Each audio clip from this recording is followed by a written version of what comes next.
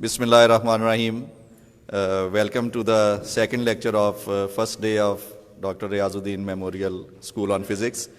हमारे अब जो इस वक्त जो हमारा लेक्चर है वो स्टैटिस्टिकल मैकेनिक्स पे है और हमारे जो रिसोर्स पर्सन हैं वो डॉक्टर हाशिम फ़ारूक हैं जिन्होंने पीएचडी थ्योरेटिकल फ़िज़िक्स में जीसी यूनिवर्सिटी लाहौर से हासिल की और इन्हें तकरीबन 9 साल हो गए हैं गवर्नमेंट ऑफ पंजाब के रिलेटेड एजुकेशनल इंस्टीट्यूट्स में पढ़ाते हुए और इनका रिसर्च और टीचिंग का काफ़ी वसी एक्सपीरियंस है। तो आज ये हमें इस कोर्स के दौरान स्टैटिस्टिकल मैकेनिक्स पर ये लेक्चर्स देंगे। तो मैं अब माइक डॉक्टर हाशिम फ़ारूक को देता हूँ प्लीज़। बहुत शुक्रिया सर। ओके, अस्सलाम वालेकुम dear students, colleagues, teachers. Students, आज हमारा स्टैटिस्टिकल मैकेनिक्स या स्टैटिस्टिकल फिज़िक्स का पहला लेक्चर होगा और इसके 5 लेक्चर्स हैं। तो 5 लेक्चर्स को हम कैसे पूरे कोर्स को कवर करेंगे, इस कोर्स को डिज़ाइन करते हुए या इसको सारा तैयार करते हुए जो मेरे जहन में चीज़ थी वो ये कि तकरीबन बीएस के जो मेजर टॉपिक्स हैं बीएस फिज़िक्स के कोर्सेज़ के वो मैं कवर कर लूँ इसमें। तो जो पहला लेक्चर है वो तो थर्मोडायनामिक्स और इससे रिलेटेड कॉन्सेप्ट्स के ऊपर होगा पहला लेक्चर, और दूसरा लेक्चर जो है वो फार्मूलिज्म ऑफ स्टैटिस्टिकल मैकेनिक्स या स्टैटिस्टिकल फिज़िक्स, उसकी फार्मूलिज्म क्या है, फेज स्पेस वगैरह ये सारी चीज़ें उसमें। और थर्ड लेक्चर में हमें पता है कि स्टैटिस्टिकल मैकेनिक्स के 2 मेजर पार्ट्स हैं, एक क्लासिकल स्टैटिस्टिकल मैकेनिक्स और दूसरा क्वांटम स्टैटिस्टिकल मैकेनिक्स। तो जो थर्ड लेक्चर है वो क्लासिकल स्टैटिस्टिकल मैकेनिक्स पे होगा और जो फोर्थ लेक्चर वो होगा क्वांटम स्टैटिस्टिकल मैकेनिक्स के ऊपर। और जो फिफ्थ है, अच्छा ये तीसरा और जो चौथा टॉपिक है, 2 लेक्चर हैं ये नॉन इंटरेक्टिंग पार्टिकल्स के लिए हैं, नॉन इंटरेक्टिंग पार्टिकल्स। और जो लास्ट लेक्चर होगा वो होगा इनके कंपैरिजन के ऊपर, यानी क्लासिकल स्टैटिस्टिकल फिज़िक्स और क्वांटम स्टैटिस्टिकल फिज़िक्स इनके कंपैरिजन के ऊपर होगा। और अगर इसमें लास्ट लेक्चर में हमें मौका मिला तो हम कुछ इंटरेक्टिंग पार्टिकल्स की स्टैटिस्टिक्स जो है वो भी इसमें डिस्कस करेंगे। तो ये 5 लेक्चर का पूरा हमारा कोर्स होगा। पहले में थर्मोडायनामिक्स और इसके रिलेटेड कॉन्सेप्ट्स, दूसरे में फार्मूलिज्म ऑफ स्टैटिस्टिकल मैकेनिक्स, तीसरे में क्लासिकल स्टैटिस्टिकल फिज़िक्स और फोर्थ में क्वांटम स्टैटिस्टिकल फिज़िक्स और लास्ट में इनका कंपैरिजन, और अगर टाइम मिला तो इनके इंटरेक्टिंग पार्टिकल्स के लिए इनकी वो करेंगे। तो आज जो है इसका पहला लेक्चर है जो कि थर्मोडायनामिक्स और इसके रिलेटेड कॉन्सेप्ट्स के ऊपर है। तो आज जो हमने कंटेंट्स फॉलो करने हैं आज के लेक्चर के, वो मैं भी पहले यहाँ लिख देता हूँ।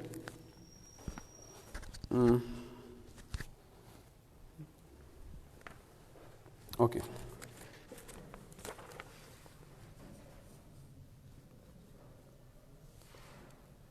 जो आज हम कंटेंट्स देखेंगे, thermodynamics,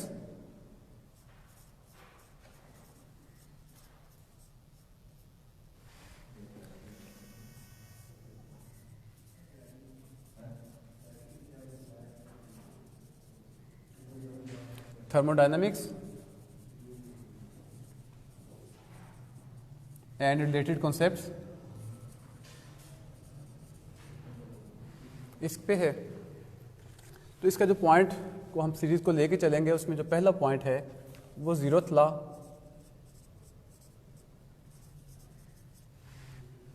of thermodynamics and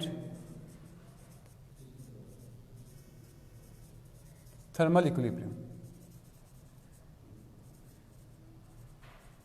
zeroth law and thermal equilibrium, इनको हम देखेंगे। जो सेकंड पॉइंट है इसका वो हम देखेंगे first law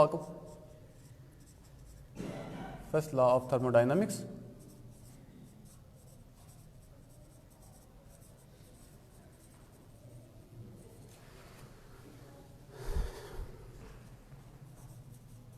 and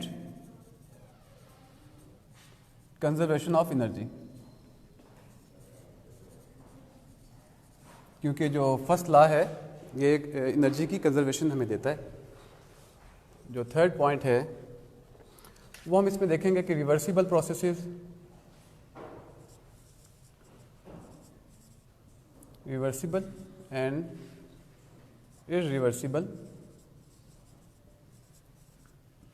irreversible process क्या होता है।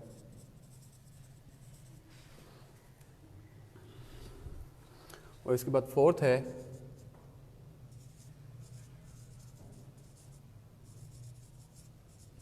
Second law of thermodynamics.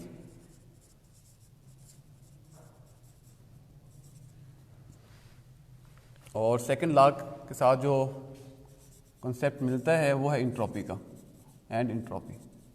ये इंट्रॉपी को हम काफ़ी डिटेल के साथ डिस्कस करेंगे यहाँ, क्योंकि ये बहुत इंपॉर्टेंट पॉइंट है। ये पूरे कोर्स में बार बार जो है ये हमें इसकी तरफ आना पड़ेगा। और फिर फिफ्थ है थर्मोडायनामिक फंक्शंस।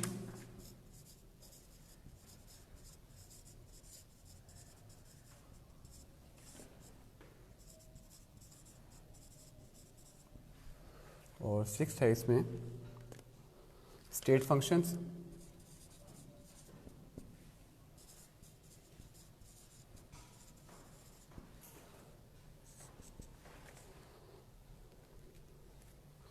Thermodynamic potentials.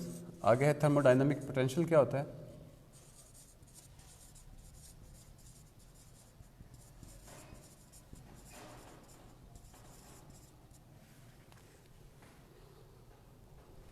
और फिर आर्थ में Maxwell relations.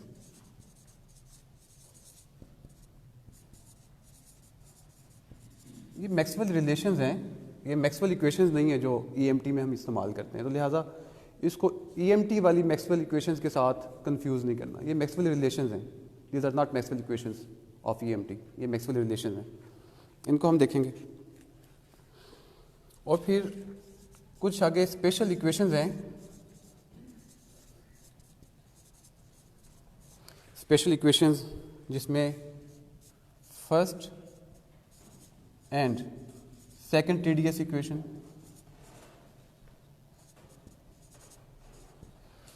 First and second TDS equation. TDS मतलब ये टेम्परेचर, और DS change in entropy. S is entropy, DS change in entropy. So it is the product of temperature and change in entropy, TDS. इसको TDS equation के नाम से ज़्यादा familiar या पढ़ा या लिखा जाता है। और फिर एनर्जी इक्वेशन।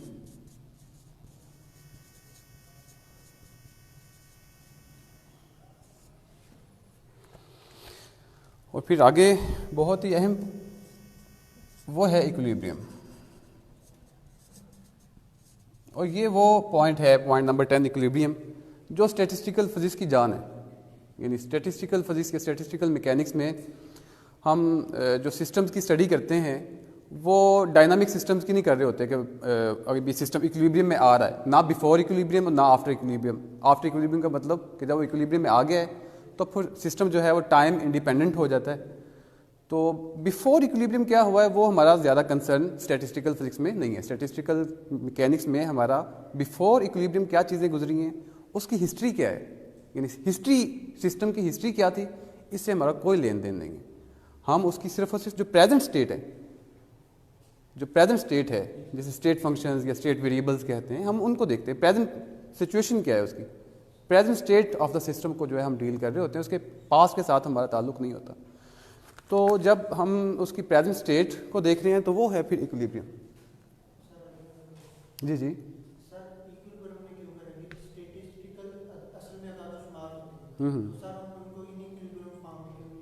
हाँ जी, जो इक्विलिब्रियम में सिस्टम आया है वो भी तो बहुत सारे कॉन्स्टिट्यूएंट पार्टिकल्स के ऊपर मुश्तमिल है, बहुत सारे नंबर ऑफ।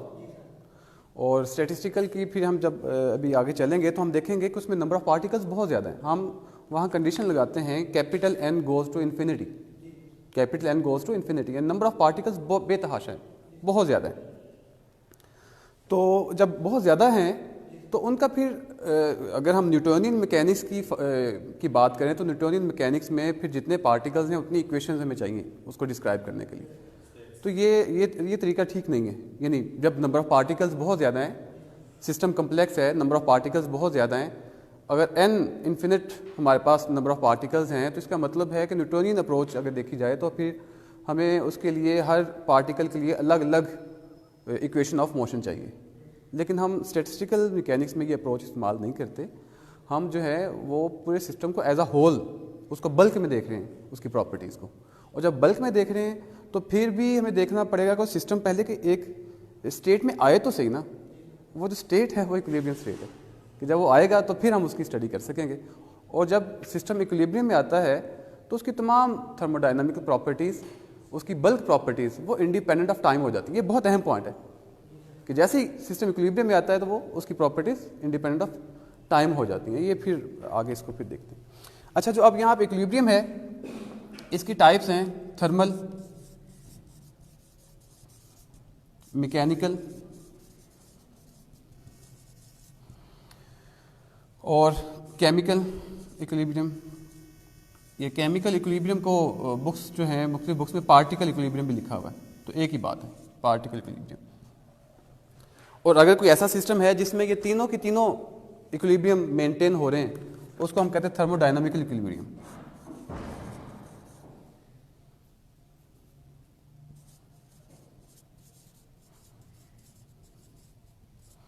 Thermodynamic equilibrium. तो ये हम देखेंगे, ये बहुत इंपॉर्टेंट है ये, क्योंकि आगे क्लासिकल में जब जाएंगे, आज का हमारा लेक्चर तो क्योंकि थर्मोडायनामिक्स से रिलेटेड है, लेकिन ये कंसेप्ट हमें बहुत ज़्यादा आगे काम देगा, ये वाला और दूसरा इंट्रोपी का। ये ऐसी चीज़ें हैं जो आगे हमें बहुत ज़्यादा बार बार हमारे सामने आएंगी। और फिर स्टैटिस्टिकल से ही रिलेटेड एक है बहुत ही कंफ्यूजिंग या कॉन्सेप्ट है, वो है केमिकल पोटेंशियल का। कंफ्यूजिंग का मतलब कंफ्यूजिंग नहीं, मतलब जो मुझे भी तंग करता रहा इसकी अंडरस्टैंडिंग क्या है। तो केमिकल पोटेंशियल बेसिकली क्या है वो भी हम इसको भी देखेंगे, और ये भी एक स्टैटिस्टिकली इसके क्या मीनिंग है वो इसको देखेंगे। और फिर हम देखेंगे थर्मो इलेक्ट्रिसिटी, ये शॉर्टली थोड़ा सा देख लेंगे।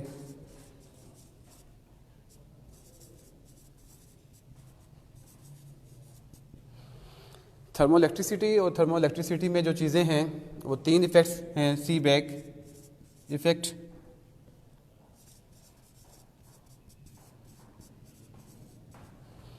और पेल्टियर इफ़ेक्ट,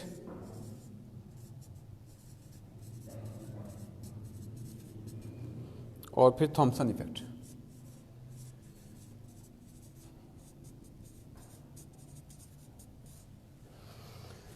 तो इसमें ये देखेंगे, ये थर्मो इलेक्ट्रिसिटी है, यानी जो टेम्परेचर है या हीट है इसको हम किस तरह इलेक्ट्रिसिटी में कन्वर्ट कर सकते हैं, या इसका उल्ट वगैरह, ये सारी इसमें देखेंगे। आगे 13 पॉइंट है वो है लो टेम्परेचर फिजिक्स, या लो टेम्परेचर फिजिक्स के बजाय थर्मोडायनामिक्स या लिख लें, या लो टेम्परेचर फिजिक्स। इसमें हम जॉल थॉमसन इफेक्ट भी देखेंगे, जॉल थॉमसन इफेक्ट,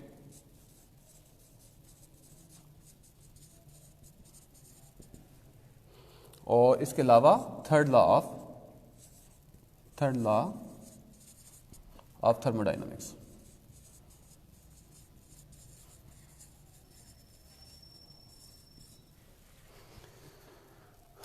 थर्ड लॉ जो थर्मोडायनामिक्स जो है ये भी जो है इंट्रोपी को डील करता है एट 0 केल्विन, और 0 केल्विन क्योंकि बहुत लो टेम्परेचर है, तो थर्ड लॉ ऑफ थर्मोडायनामिक्स को भी हम इसमें देखेंगे जो लो टेम्परेचर फिजिक्स की कैटेगरी में आएगा।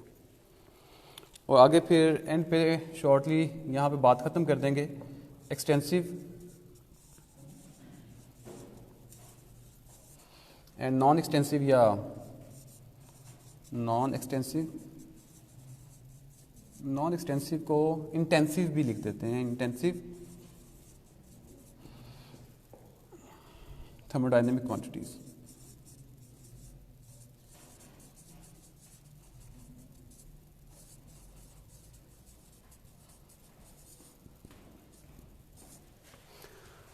तो जी ये है वो सारे कंटेंट्स जो आज के हम लेक्चर में कवर करने की कोशिश करेंगे।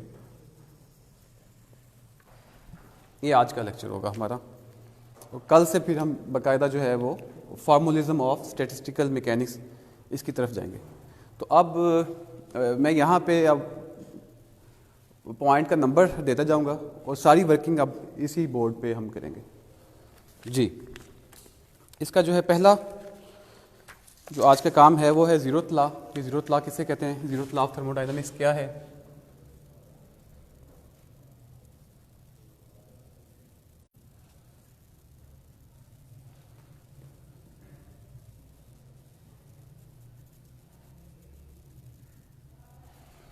Zeroth law of thermodynamics.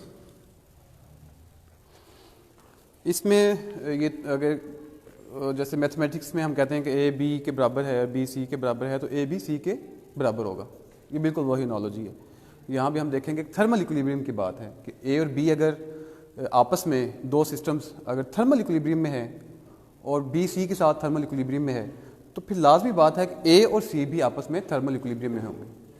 This is called first law of zeroth law of thermodynamics.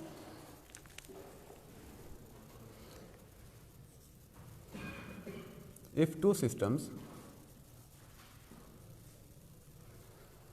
are in thermal equilibrium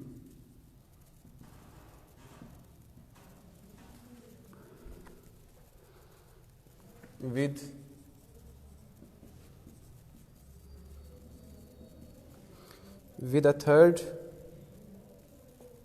system,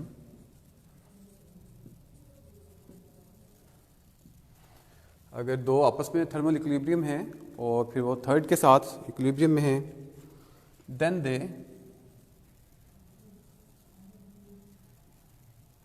they must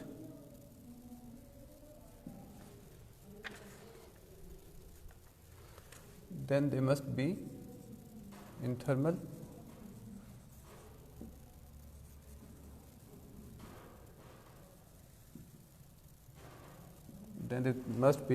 in thermal equilibrium with each other.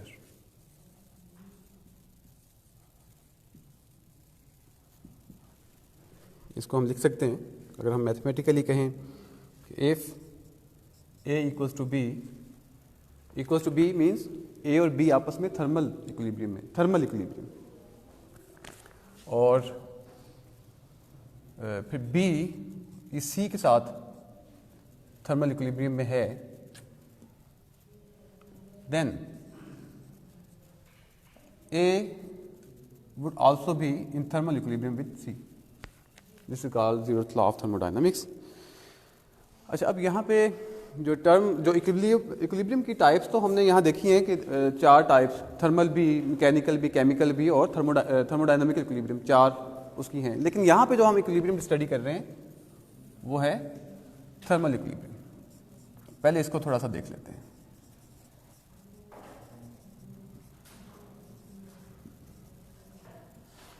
अच्छा, थर्मल इक्विलिब्रियम का मतलब है कि दोनों के temperatures T1 equals to T2 होंगे, दोनों के टेम्परेचर्स जो हैं वो इक्वल होंगे। यहाँ तक बात तो हमें आम तौर पे बताई भी जाती है और हम इसको समझते भी हैं कि अगर थर्मल इक्विलिब्रियम में है तो दोनों सिस्टम जो है वो उनके टेम्परेचर्स जो हैं वो इक्वल होंगे। लेकिन इसके साथ एक और भी है, इक्विलिब्रियम की स्टडी वैसे मैं आगे डिटेल के साथ करूँगा। यहाँ जो बात बताने की है कि अगर ये है और सिस्टम थर्मल इक्विलिब्रियम में है तो इस सिस्टम की जो इंट्रोपी है, this entropy must be a function of energy, internal energy. ये अहम बात है। यहाँ तक बात तो T1 इक्वल्स टू T2 की बात समझ आती है।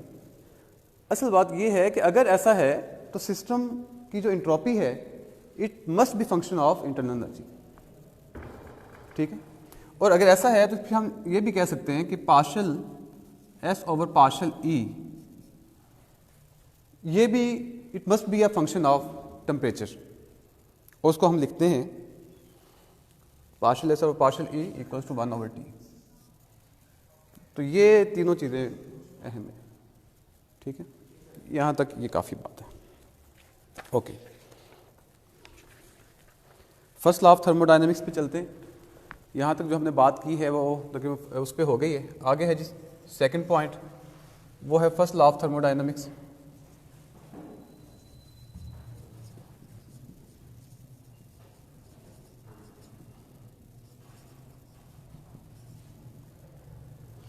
और first law of thermodynamics and conservation of energy.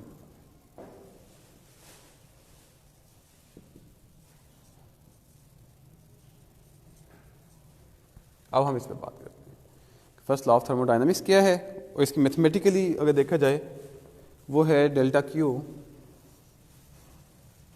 Is equal to delta U plus delta W। तो जितनी हमने सिस्टम को एनर्जी बाहर से दी है डेल्टा Q, वो या तो इंटरनल एनर्जी बढ़ाएगी उसकी, चेंज इन इंटरनल एनर्जी, और या फिर वो वर्क डन में, या दोनों, partially change in internal energy and partially work done, या दोनों, या कोई एक, जो भी हम बाहर से उसको एनर्जी देंगे। तो इसका मतलब है जितनी एनर्जी दी है वो सिस्टम ने या तो उसकी इंटरनल एनर्जी में कन्वर्ट कर दी है या उसने वर्क डन की है, तो एनर्जी कहीं भी गई नहीं है, इट कंजर्व्स। तो इसलिए फर्स्ट लॉ ऑफ थर्मोडायनामिक्स के साथ हम कंजर्वेशन ऑफ एनर्जी कहते हैं कि उसकी सिस्टम की जो एनर्जी है वो कंजर्व रहती है। अच्छा, इसी का अगर डिफरेंशियल फॉर्म देखें,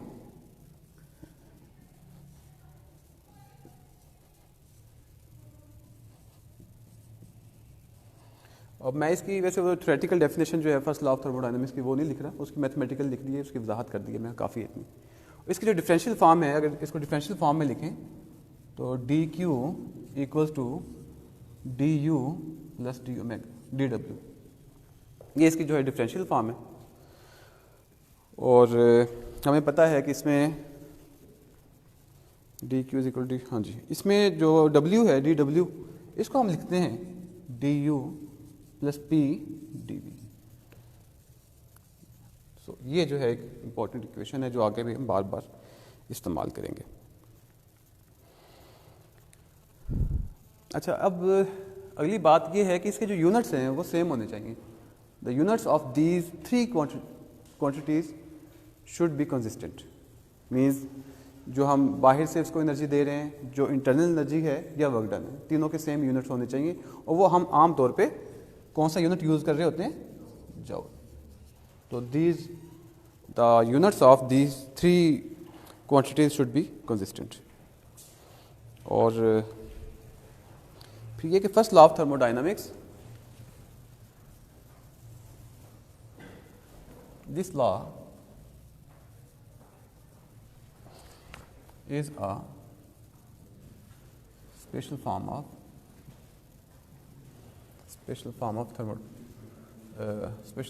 conservation of energy.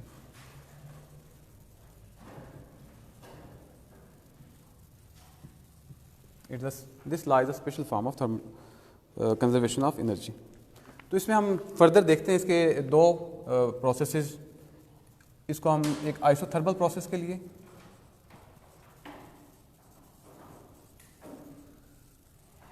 और हमें पता है कि आइसोथर्मल प्रोसेस में जो डी यू है वो जो है चेंज इन इंटरनल एनर्जी वो जीरो रहती है। चेंज इन इंटरनल या a change in which temperature of the system is kept constant. अच्छा, अगर टेम्परेचर कांस्टेंट है तो डी टी क्या होगा, that is D T change in temperature क्या होगा, जीरो। टेम्परेचर कांस्टेंट है तो उसमें जो चेंज है डी टी जो है वो जीरो होगा। Is called isothermal.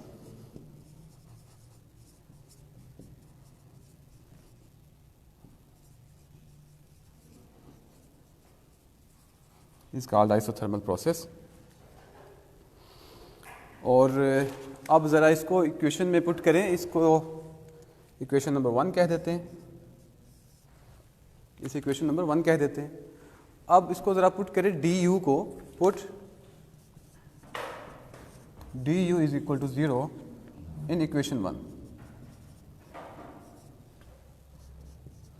Equation 1 implies D Q equals to D W.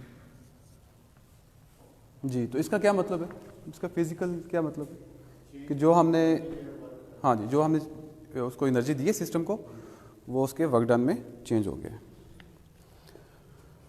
और फर्दर इसमें अगला point, isothermal, every isothermal process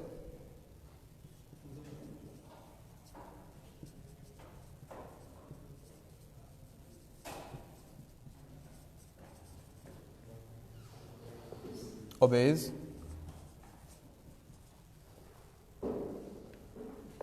Boyle's law.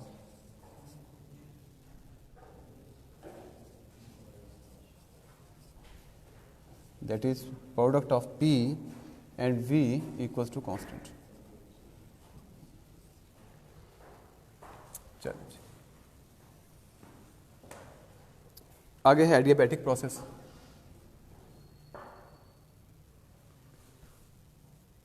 इसको A कह देते हैं और एडियाबैटिक को B।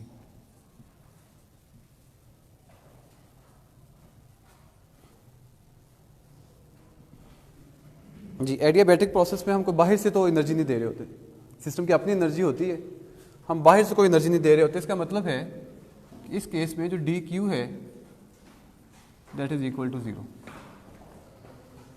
तो अ प्रोसेस या change in which no heat is allowed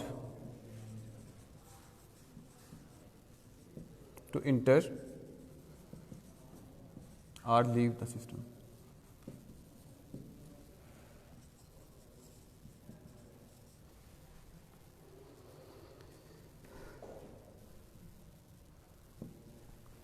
In this process, work done by the system is equal to decrease in its internal energy. तो अगर इसमें पुट करें हम put D Q equals to 0 in equation 1, we get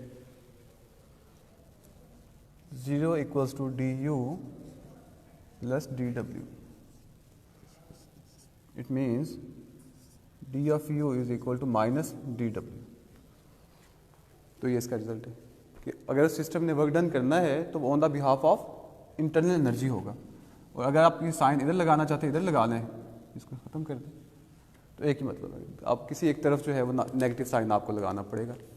इसका मतलब है जो work done है वो किसी बाहर से सप्लाई की हुई एनर्जी की बिहाफ पे नहीं होगा, बल्कि अपनी इंटरनल एनर्जी ही की बुनियाद पे उसका जो है वर्क डन होगा, on the basis on behalf of internal energy. The whole work done would be on behalf of internal energy. जी हाँ जी, तो वो कम हो जाएगी, अगर वर्क डन हुआ है तो उसकी इंटरनल एनर्जी कम हो जाएगी, इसका मतलब वो एक्सपेंड हो रहा है सिस्टम। तो इसमें दो चीज़ें हैं, एक है एडियाबैटिक एक्सपेंशन और एक है एडियाबैटिक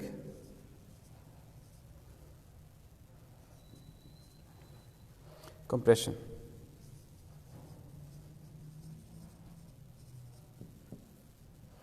अच्छा, जो अब एडियाबैटिक एक्सपेंशन है ये कॉज बनता है कूलिंग का,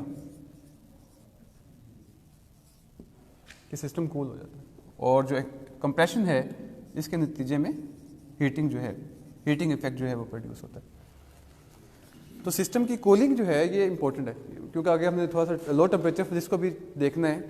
तो लो टेम्परेचर फिजिक्स में जाने के लिए इसका मतलब है कि अगर हम एडियाबैटिक एक्सपेंशन करें तो हम लो टेम्परेचर की तरफ जा सकते हैं सिस्टम, और फिर इसको साइक्लिक रखें, इस प्रोसेस को साइक्लिक करें तो हम कूलिंग की तरफ जो है सिस्टम को ले जा सकते हैं। ओके, आगे है जी हमारा तीसरा पॉइंट, वो है रिवर्सिबल और इरिवर्सिबल प्रोसेसेस पे। हाँ जी, रेज कर। ओके, रिवर्सिबल और इरिवर्सिबल प्रोसेसेस।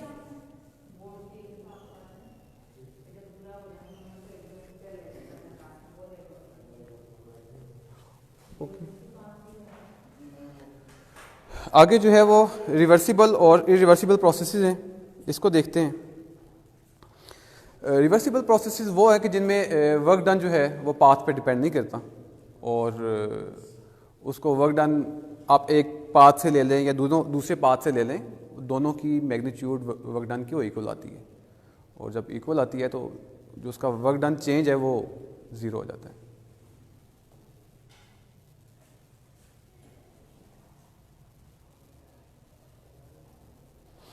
और इसी तरह इरिवर्सिबल का भी। ओके, मैं इरेज कर दूँ अब। ओके,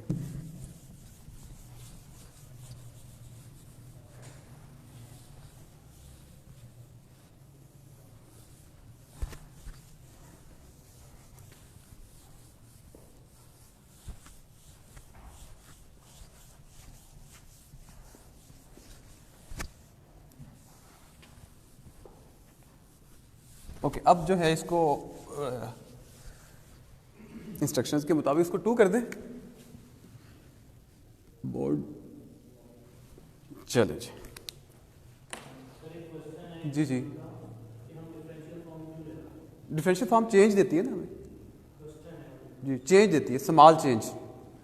डिफरेंशियल फॉर्म हमें स्मॉल चेंज देती है। मतलब अभी हमने जो लिखा था d Q equals to D you plus D डब्ल्यू, तो यहाँ पे जो डी है ये स्मॉल चेंज को रिप्रेजेंट कर रहा है। इसको लिटरेचर में क्वाजी स्टैटिक चेंजेस का नाम दिया, quasi static small changes, step wise small changes का नाम दिया गया। ठीक है, अभी मैं इस पे बात थोड़ी सी मज़ीद करना चाहता हूँ कि ये डिफरेंशियल फॉर्म इम्पोर्टेंट इसलिए भी हैं कि हमने मैथमेटिक्स में एग्जैक्ट डिफरेंशियल इक्वेशंस पढ़ी हुई हैं, और अगर कोई भी thermodynamic quantity exact differential equations को फॉलो करे तो वो स्टेट फंक्शन होती है। वो आगे हम पढ़ेंगे, वो स्टेट फंक्शन होती है। वो जो भी थर्मोडायनामिक क्वांटिटी एग्जैक्ट डिफरेंशियल की कंडीशन को फॉलो करेगी वो स्टेट फंक्शन भी होगी। ठीक है, तो इसलिए डिफरेंशियल इक्वेशंस इंपॉर्टेंट है, डिफरेंशियल इक्वेशंस भी इंपॉर्टेंट है और डिफरेंशियल फॉर्म इंपॉर्टेंट है। इसलिए हम जितनी भी आगे थर्मोडायनामिक्स करेंगे उस तमाम थर्मोडायनामिक्स में हम डिफरेंशियल इक्वेशंस ही इस्तेमाल करेंगे। ठीक है, अगर फर्स्ट लॉ ऑफ थर्मोडायनामिक्स है तो उसकी भी डिफरेंशियल फॉर्म, अगर सेकंड लॉ ऑफ थर्मोडायनामिक्स है तो उसकी भी डिफरेंशियल फॉर्म्स को ही आगे इस्तेमाल करेंगे। ओके, आगे जो है वो रिवर्सिबल और इरिवर्सिबल प्रोसेसेस हैं, इसको देखते हैं। जी, आपने दूसरा सवाल क्या कहा था? हाँ, वो एडियाबैटिक कंप्रेशन और हाँ जी, एडियाबैटिक को तो पहले समझे ना कि हमें बाहर से हीट सिस्टम को नहीं देनी, बाहर से एनर्जी सिस्टम को नहीं देनी। तो अगर सिस्टम ने अपनी वर्क डन करना है तो वो on behalf of internal energy होगा। ठीक है, और एक्सपेंशन का मतलब है कि पहले सिस्टम का जो वॉल्यूम है फर्ज किया वो फिक्स है यहाँ पे पॉइंट ए पे, मतलब ये आप उसको एक्सपेंड करके पोजीशन बी पे ले जाते हैं। तो अब आपने एक्सपेंशन की है, वॉल्यूम को इंक्रीज किया है, तो ये एक्सपेंशन है। तो इसके नतीजे में जो सिस्टम की एनर्जी है वो क्या होगी? रिड्यूस हो जाएगी, यानी रिड्यूस हो जाएगी। Energy of the system is reduce means cooling effect generate होगा। तो इसी को हम साइक्लिक प्रोसेस में रखें तो हम कूलिंग इफेक्ट जो है वो सिस्टम के अंदर जनरेट कर लेते हैं। और इसी तरह एक्सपेंशन में नहीं, कंप्रेशन करेंगे आप, एडियाबैटिक कंप्रेशन करेंगे तो सिस्टम के अंदर हीट जनरेट होगी। ओके जी जी, कौन सी वाली? यही वाली, हाँ, जब लिखी थी उस वक्त की थी। ठीक है, d Q is equal to D you plus D डब्ल्यू। अच्छा, मैं एक्सप्लेनेशन नहीं कर रहा। ठीक है, ये डी क्यू वो सिस्टम की एनर्जी है जो हम बाहर से दे रहे हैं सिस्टम को एनर्जी, यानी सराउंडिंग से हम सिस्टम को एनर्जी दे रहे हैं। ये डी क्यू वो है, और डी यू वो है जो चेंज इन इंटरनल एनर्जी आई है और जो उसने उसके बिहाफ पे वर्क डन की है उसमें जो चेंज है। ठीक है, और ये कंजर्वेशन ऑफ एनर्जी है, it's a conservation of energy कि जो हमने बाहर से एनर्जी दी है वो उसकी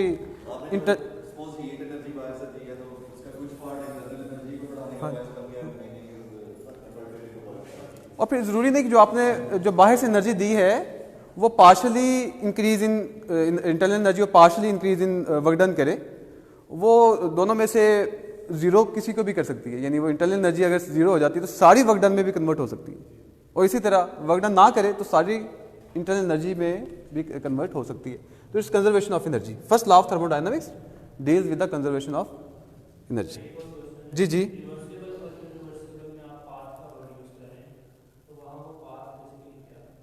जी मैं अभी रिवर्सिबल और इरिवर्सिबल पे ही बात आने लगी। पॉइंट नंबर है हमारा तीसरा, reversible process and irreversible process.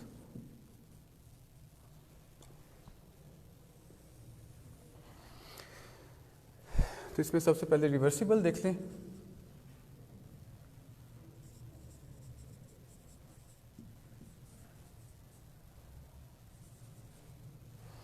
तो रिवर्सिबल प्रोसेस में क्या होता है कि सिस्टम जो है वो अगर एक डायरेक्शन में जाता है तो उसकी ऑपोजिट डायरेक्शन में भी आए तो वर्क डन सेम रहता है। ठीक है, तो इसको पीवी डायग्राम में देखेंगे इसको। अभी मैं इसको ड्रॉ करता हूँ पी वी डायग्राम। मैं अभी ये करता हूँ, पहले मैं थोड़ा सा लिख लूँ इसको। A process in which working substance undergoes exactly the same conditions as it does in direct process.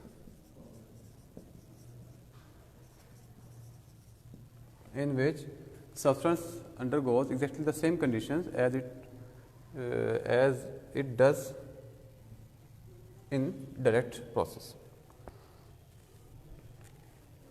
When direct process, when it is traversed in the opposite direction,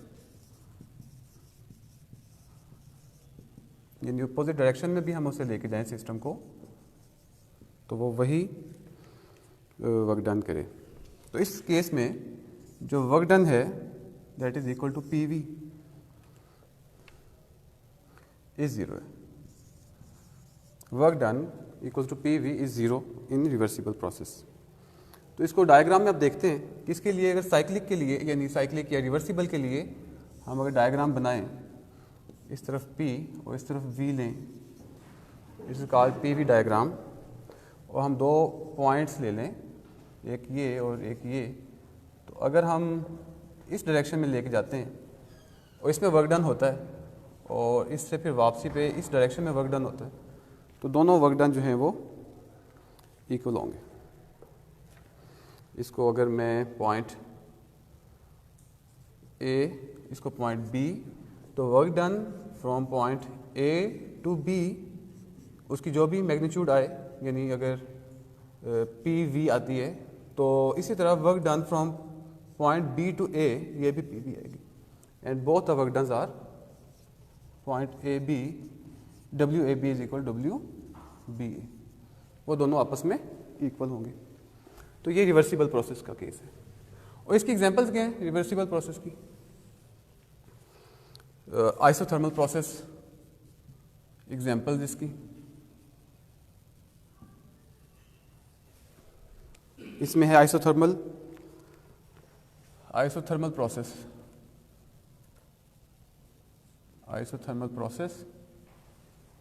और ये बेशक आइसोथर्मल कंप्रेशन है,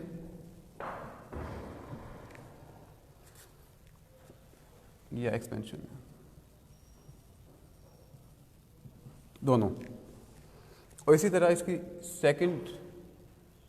सेकंड एग्जांपल इसकी वो है adiabatic.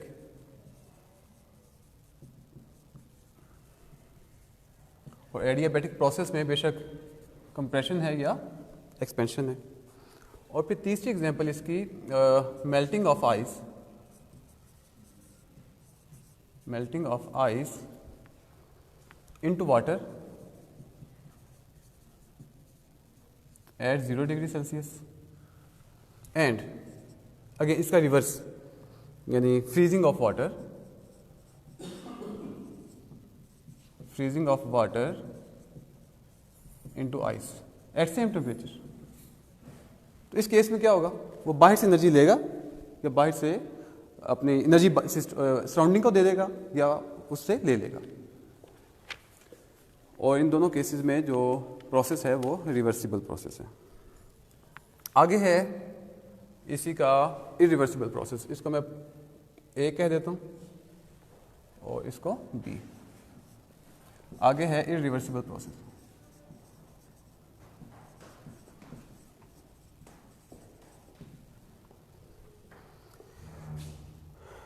Irreversible process में it is a process which is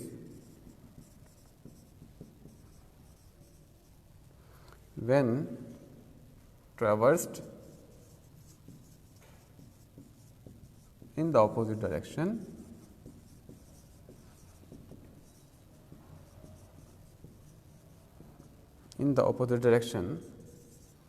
the working substance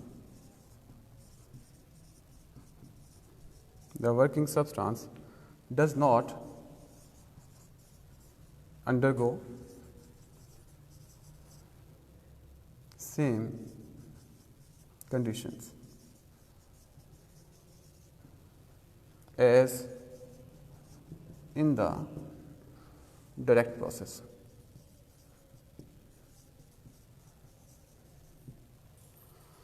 और इस केस में वर्क डन क्या होगा? Different. Work done in PV diagram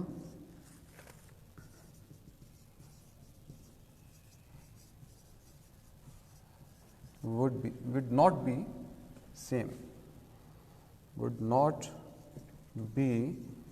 equal in magnitude. In magnitude में दोनों वर्क डन इक्वल नहीं होंगे.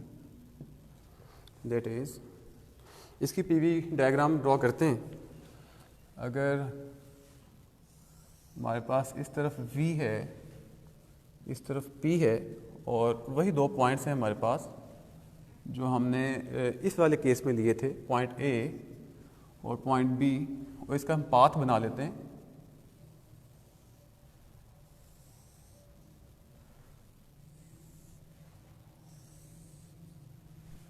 और अच्छा, इसको B की बजाय इसको B, इस पॉइंट को C कह लेते हैं ताकि एक सिमेट्री जो है वो कायम हो जाए. तो अब पाथ अगर हम A से B, B से C लें, यानी work done from A to B and B to C, उसकी एक मैग्नीट्यूड आती है. और फिर वर्क डन इसके दूसरी साइड से A से D और D से C. अगर work done from A to D and D to C, दोनों इक्वल देंगे. दोनों वर्क डन आपस में इक्वल नहीं है. अच्छा, अब इसकी एग्जांपल्स क्या हैं, यानी इरिवर्सिबल प्रोसेस की एग्जांपल्स क्या हैं हमारे पास? हाँ जी, प्रोडक्शन पहली,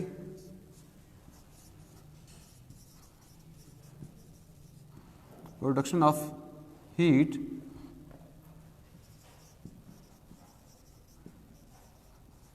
ड्यू टू करंट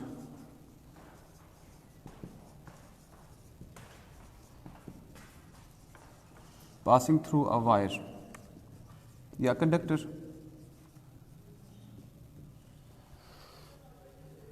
इसकी दूसरी example, work done against the friction.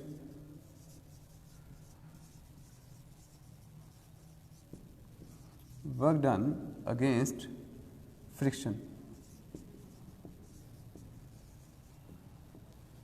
इसकी तीसरी example, engines, all heat engines of practical life.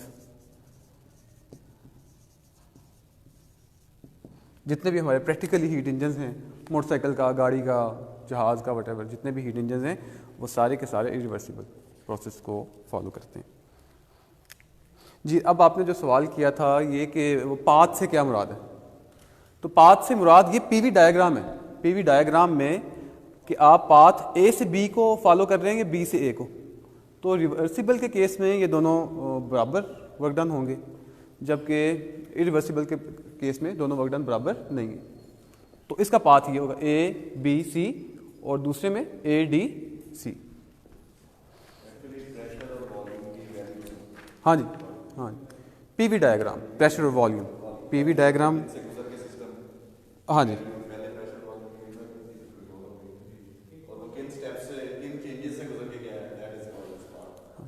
जी जी.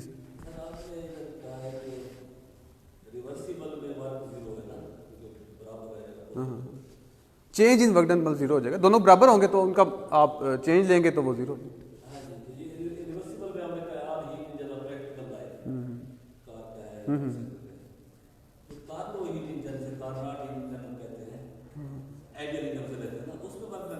उसमें तो सर हम वो आइडियल ले रहे होते हैं और रिवर्सिबल ले रहे होते हैं, साइक्लिक ले रहे होते हैं. साइक्लिक ले रहे होते हैं तो साइक्लिक के लिए उनको हम रिवर्सिबल ही मानते हैं, आइडियल हैं तो वो रिवर्सिबल है। कार्नट इंजन की इसलिए हम एफिशिएंसी भी 100% ले रहे होते हैं ना, कि उसकी एफिशिएंसी यानी उसमें हम आइडियाबैटिक कंप्रेशन, आइडियाबैटिक एक्सपेंशन और इसी तरह आइसोथर्मल कंप्रेशन और आइसोथर्मल एक्सपेंशन, ये चारों प्रोसेस साइकिल में चल रहे होते हैं। तो मेरा सवाल सर ये है, जस्ट फॉर क्लैरिटी, कि वो रिवर्सिबल है कि इरिवर्सिबल है? वर्क डन तो मेरा ख्याल है हम उसमें अचीव करते हैं। अगर तो साइकिल के अंदर देखा जाए तो वो रिवर्सिबल है और उसकी 100% एफिशिएंसी है, मैक्सिमम एफिशिएंसी। इस पर कोई और मतलब आइडियल है, कोई और कमेंट?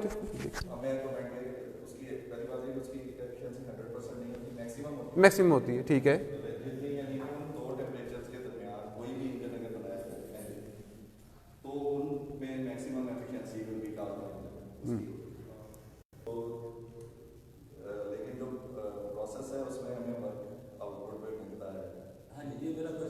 अच्छा, आउटपुट पे वर्क मिलता है। अच्छा, आप इससे इस हिसाब से कह रहे हैं।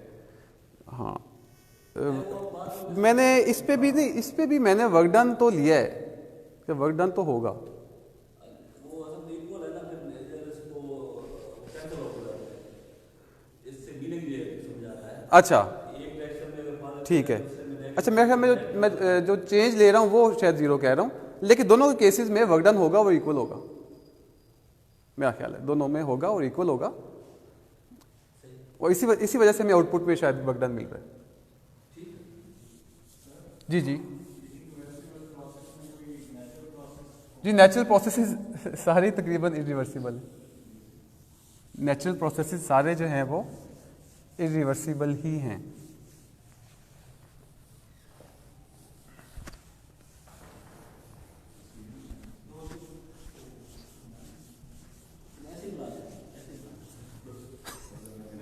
इसको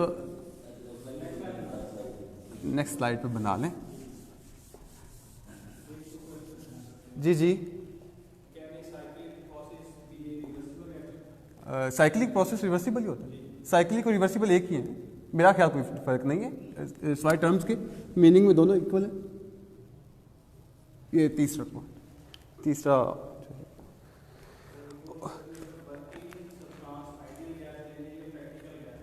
नहीं, जो हम वैसे स्टडी करें वो आइडियल ले रहे होते हैं, लेकिन प्रैक्टिकली तो पेट्रोल और दूसरा डीजल में डीजल की एफिशिएंसी ज़्यादा है as compared to petrol. Okay, आगे है जी सेकंड लॉ ऑफ थर्मोडायनामिक्स।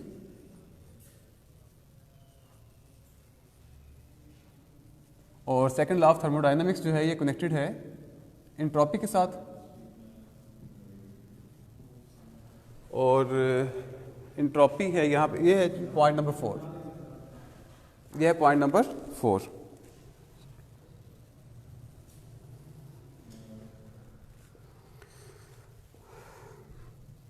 जी, इसमें first law of thermodynamics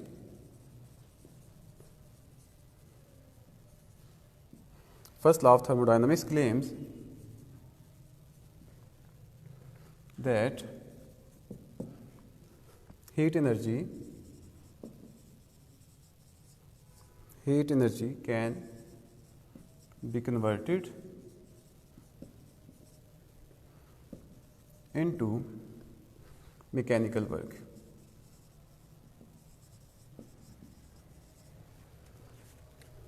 And second law explains how heat energy can be converted into work। और इसकी दो स्टेटमेंट्स हैं हमारे पास, एक है केल्विन स्टेटमेंट,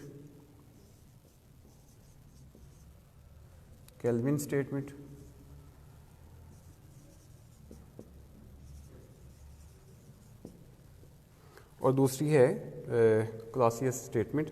तो पहले इसको देख लेते हैं, केल्विन स्टेटमेंट को। It is impossible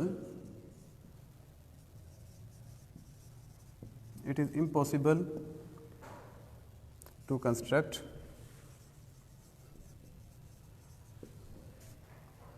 an engine working continuously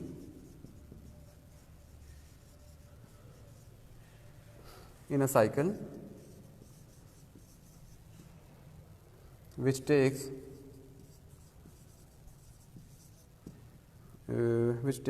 heat from a heat source. इसको आप हॉट टेम्परेचर रिजर्वायर कह लें, HTR, hot temperature reservoir, and converts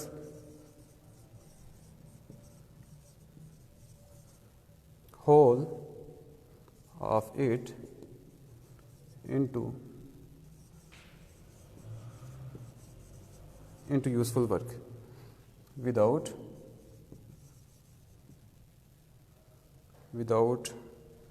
rejecting a part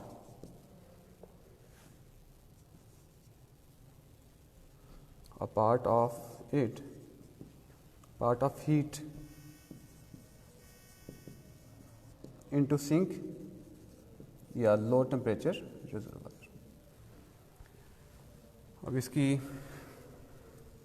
second statement है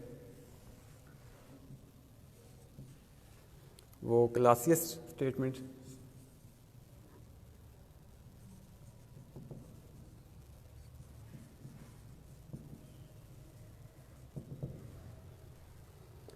It is impossible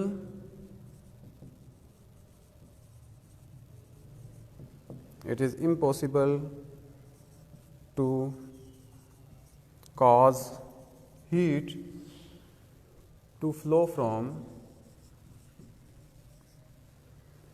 cold body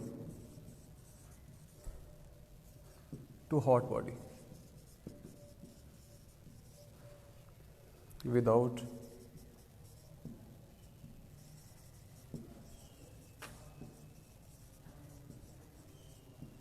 expenditure of energy.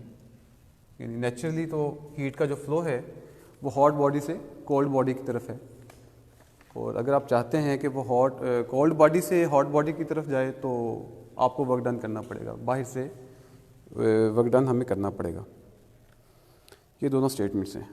आगे इससे जो related चीज़ है जो बहुत इंपॉर्टेंट है वो है इंट्रोपी, और ये जो इंट्रोपी है ये बार बार हमें आगे स्टैटिस्टिकल फिज़िक्स में मुसलसल हर टॉपिक में कैलकुलेट करनी पड़ेगी।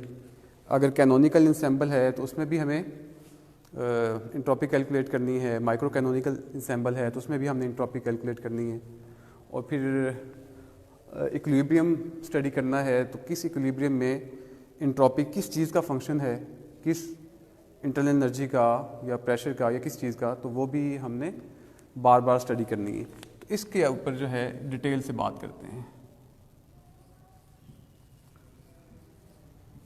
इंट्रोपी, तो सेकंड लॉ ऑफ थर्मोडायनामिक्स असल में इंट्रोपी के साथ जुड़ा हुआ है जी। Entropy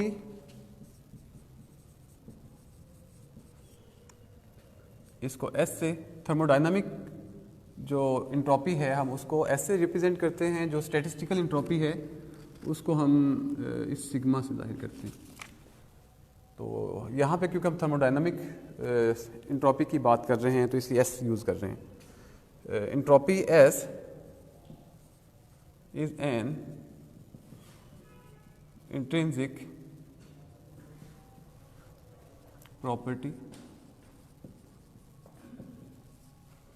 property of the system, and it is measure of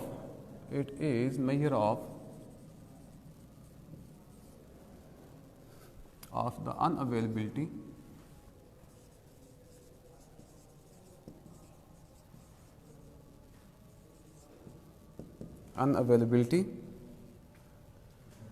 of internal energy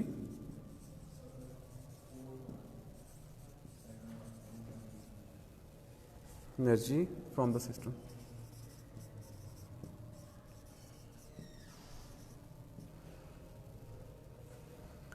Means more is its entropy.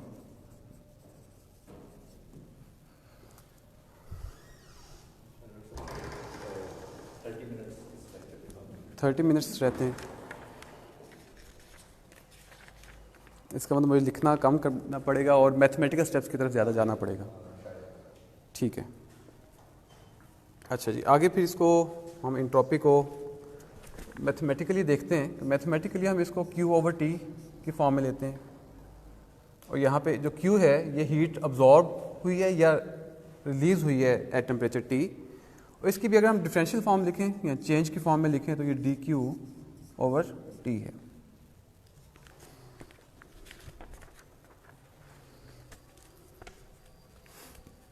जी आगे मैं फिर इसको इरेज करना पड़ेगा।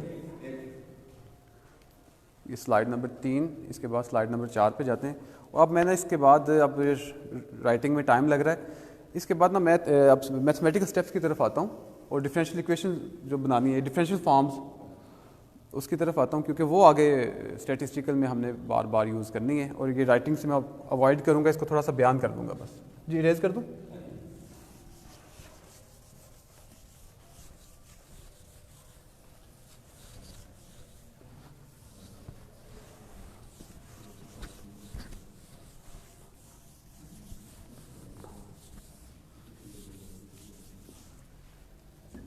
जी इंट्रोपी चल रही है, इंट्रोपी की पे हम बात कर रहे हैं इस वक्त।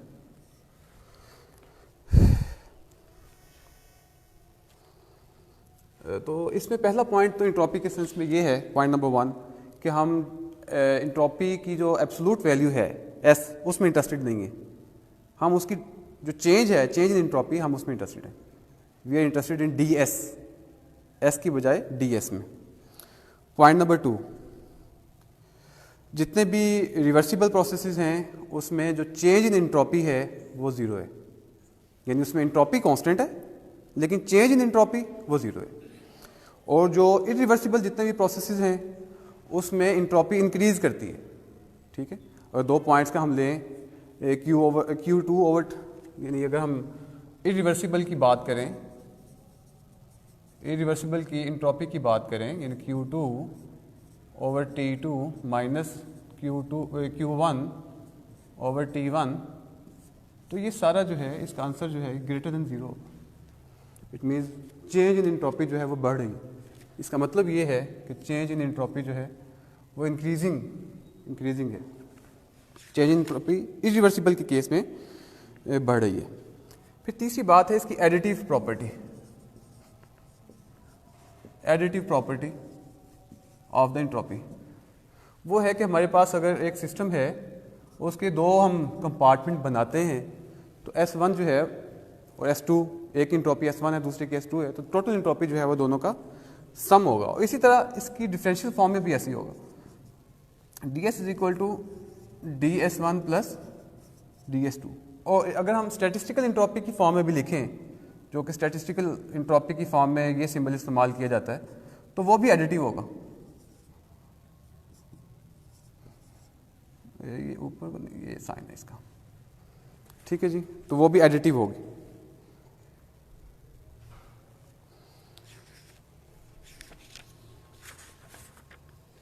और हमने देख लिया है कि तमाम हीट इंजन्स के जो है हमारे जो प्रैक्टिकल हैं उनकी इंट्रोपी जो है वो इंक्रीज करती है।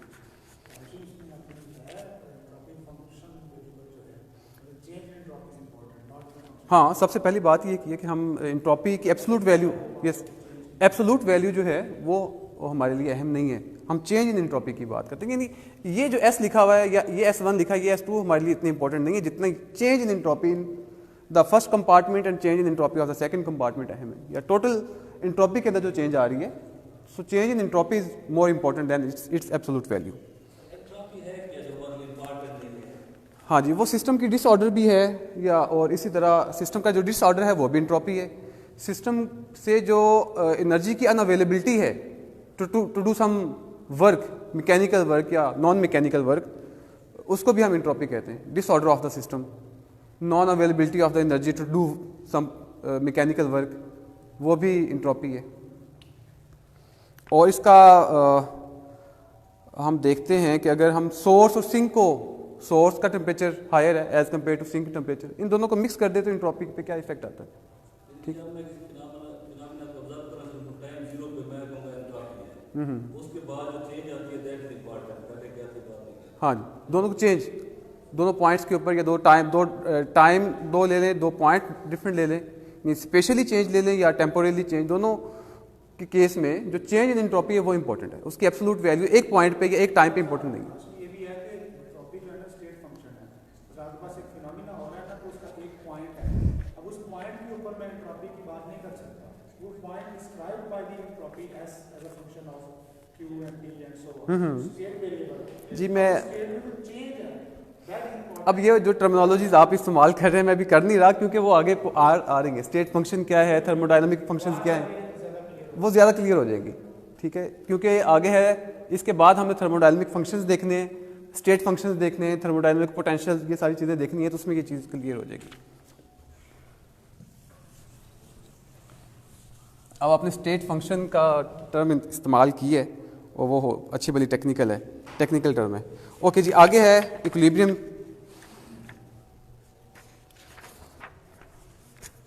अब इक्विलिब्रियम का प्रूफ, अच्छा जी, आगे है जी इक्विलिब्रियम, नहीं आगे है equilibrium thermodynamic functions, sorry thermodynamic functions, ये देख लेते हैं।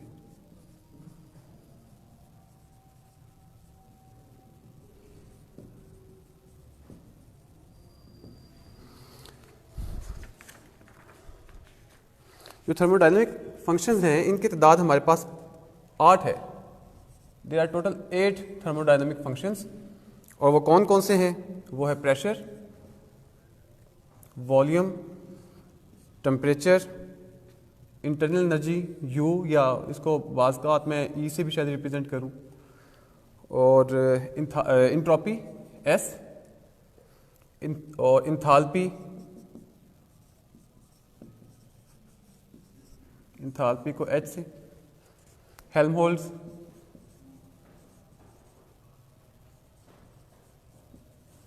Helmholtz free energy, Helmholtz free energy जो है इसको हम F से रिप्रेजेंट करते हैं, और गिब्स, ये भी फ्री एनर्जी है, इसको कैपिटल G से। तो ये 8 जो हैं ये सारे के सारे हमारे थर्मोडायनामिक फंक्शंस, या इनको थर्मोडायनामिक वेरिएबल्स भी कह देते हैं।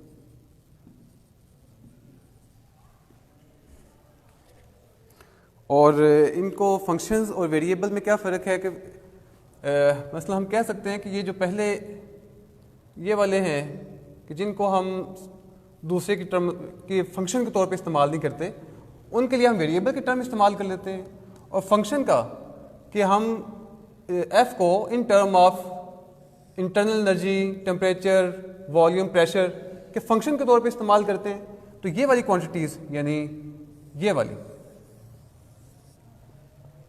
Entropy, enthalpy, Helmholtz free energy और गिब्स फ्री एनर्जी, इनको हम थर्मोडायनामिक फंक्शंस कहते हैं, क्योंकि हम इसको इनकी फॉर्म में PVTU वेरिएबल्स की फॉर्म में लिख सकते हैं।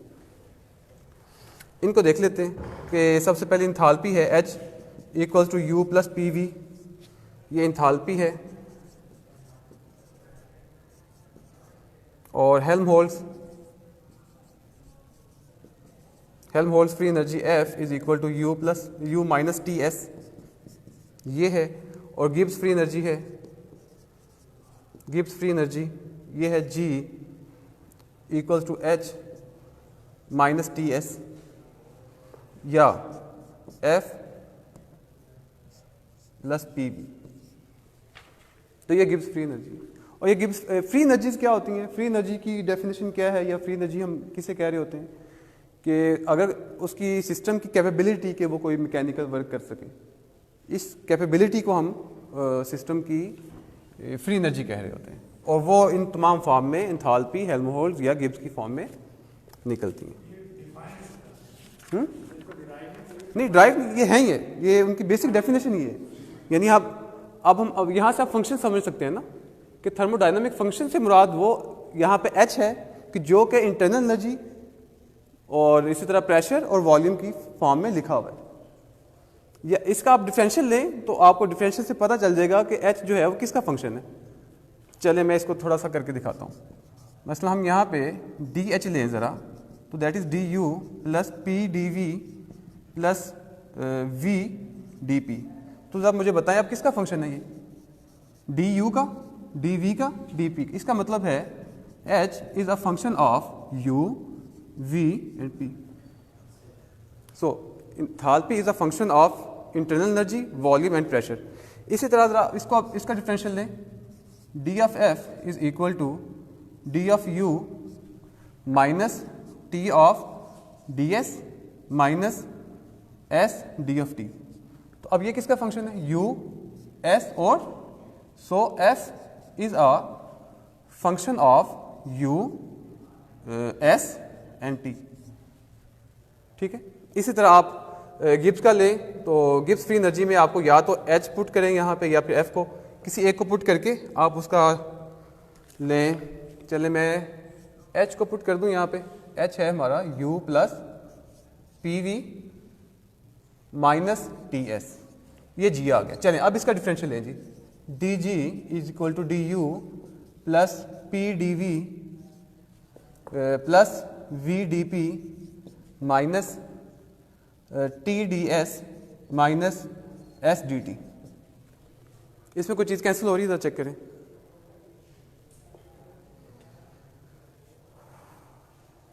अगर कैंसिल नहीं हो रही, कैंसिल हो रही है कोई, ओके।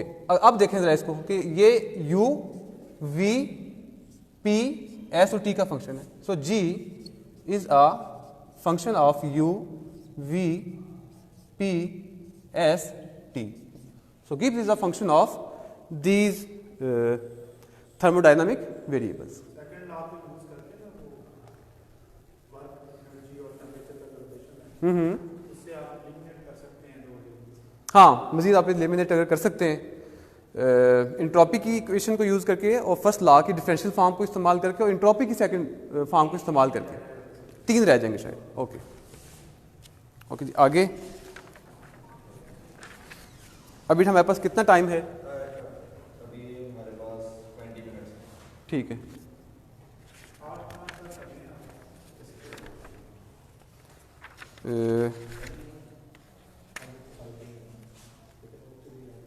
आगे स्टेट फंक्शन मैं करना चाह रहा हूँ। स्टेट पॉइंट नंबर 6 है जी, स्टेट फंक्शंस। अब स्टेट फंक्शंस क्या होते हैं कि जो प्रीवियस हिस्ट्री पे डिपेंड नहीं करते, उस वक्त जो सिस्टम की स्टेट है उस पर डिपेंड करते हैं। इनको हम कहते हैं स्टेट फंक्शंस, यानी वो हिस्ट्री के, सिस्टम की हिस्ट्री के ऊपर डिपेंड नहीं कर रहे। अब मैं लिख नहीं रहा, टाइम कम है, तो इसको देखते हैं। अच्छा, इसमें हमें ये देखना पड़ेगा कि मैं आपको सवाल लिख देता हूँ कि व्हाट इज़ डिफरेंस बिटवीन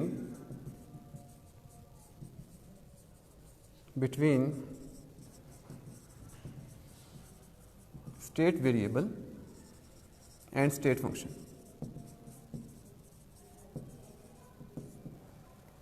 तो इसमें जो स्टेट वेरिएबल्स हैं हमारे वो हैं P, T, volume, number of particles, और जो स्टेट फंक्शंस हैं ये है इंटरनल एनर्जी, इंट्रॉपी, हेल्महोल्ट्ज़ और इंथैल्पी और Gibbs.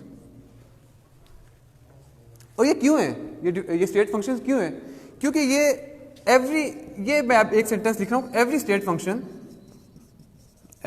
Function must be an exact differential. ये बहुत अहम बात है। ये अली शहबाज ने पहले इस पे ये टर्मिनोलॉजीज इस्तेमाल कर दी। तो अब हम कहते हैं कि जो एग्जैक्ट डिफरेंशियल होगा, और एग्जैक्ट डिफरेंशियल की क्या है कि अगर हमारे पास एक फंक्शन कैपिटल G है, कोई फंक्शन G है which is function further function of x and y, तो इसका dg लें, G partial G over partial x dx plus partial z और पार्शल वाई डी वाई, और इसको मैं m कह देता हूँ, तो m D X plus n D Y D G. तो अब इसमें एग्जैक्ट की क्या है, अगर इस m को मैं डिफ्रेंशिएट करता हूँ विद रिस्पेक्ट टू y और इस n को डिफ्रेंशिएट करता हूँ विद रिस्पेक्ट टू x, अगर वो कोई भी थर्मोडायनामिक वेरिएबल या फंक्शन वो अगर इस कंडीशन को होल्ड करता है, एग्जैक्ट डिफरेंशियल की इक्वेशन को इस कंडीशन को होल्ड करता है, तो हम कहते हैं कि वो स्टेट फंक्शन। और स्टेट फंक्शन की वैसी डेफिनेशन जो मैंने कही है कि ये उसकी पास्ट हिस्ट्री पे डिपेंड नहीं करता सिस्टम की, उस वक्त की जो उसकी सूरत हाल है सिस्टम की उस पर डिपेंड करता है। ओके, आगे है, अभी टाइम है हमारे पास, ठीक है। आगे हम जाते हैं थर्मोडायनामिक पोटेंशियल्स पे।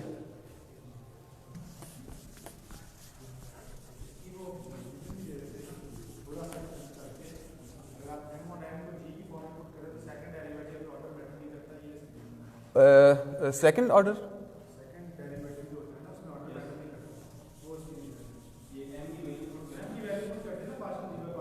हाँ हाँ ठीक है। हाँ मतलब अब ये पार्शियल है, इसका एक मतलब तो ये कि विद रिस्पेक्ट टू हम x जो है x कांस्टेंट है, इसमें y कांस्टेंट है, ये तो इसका मतलब है। इससे आगे आप क्या कह रहे हैं, m को partial d over partial x put कर दें, ठीक है। तो partial d over partial y partial x जी क्या कह आज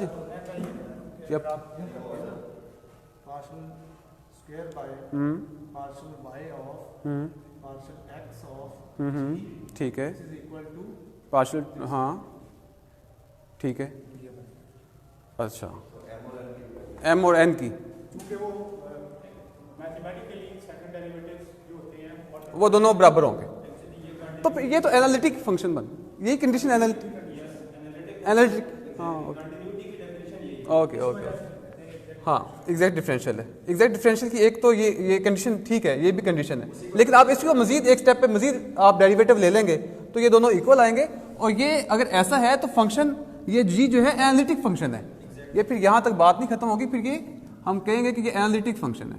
एनालिटिक फंक्शन कौन एनालिटिक फंक्शन है, जी, this G is analytic function. हाँ जी हाँ ये सिंगल वैल्यूड भी होंगे, कंटिन्यूस भी होंगे और डिफरेंशियल तीनों ही। हाँ जी ठीक है जी, इसको इरेज कर रहा हूँ मैं। तो ये सबसे पहले सिंगल वैल्यूड भी हैं, कंटिन्यूस भी हैं और डिफरेंशियल भी हैं। ओके जी, आगे है 4 थर्मोडायनामिक। अब हम जा रहे हैं पॉइंट नंबर 7 पे, थर्मोडायनामिक पोटेंशियल्स।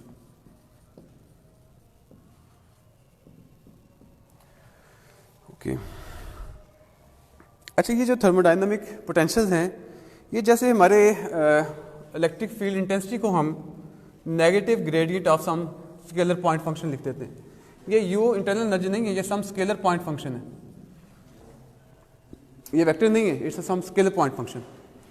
हम इसकी फॉर्म में लिख देते हैं, अब एक वेक्टर फॉर्म है तो इसको अगर हम लिखें तो इसका ई एक्स पार्ट जो है that would be equal to partial U over partial X, E Y would be equal to minus partial U over partial Y, और E Z is equal to minus partial U over partial Z, ठीक है, और negative sign के साथ।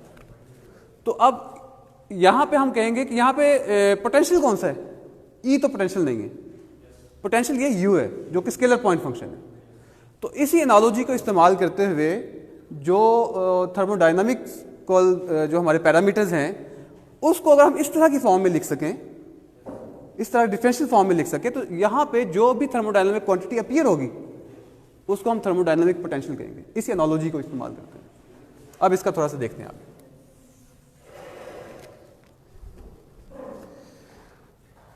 Okay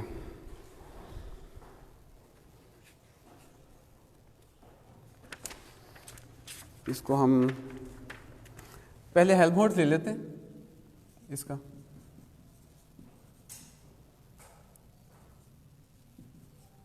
Helmholtz free energy. Okay, तो ये किसके बराबर है? F equal to U minus T S. अच्छा, इसका डिफरेंशियल लें, D of F equal to D of U minus T D S minus S D T. तो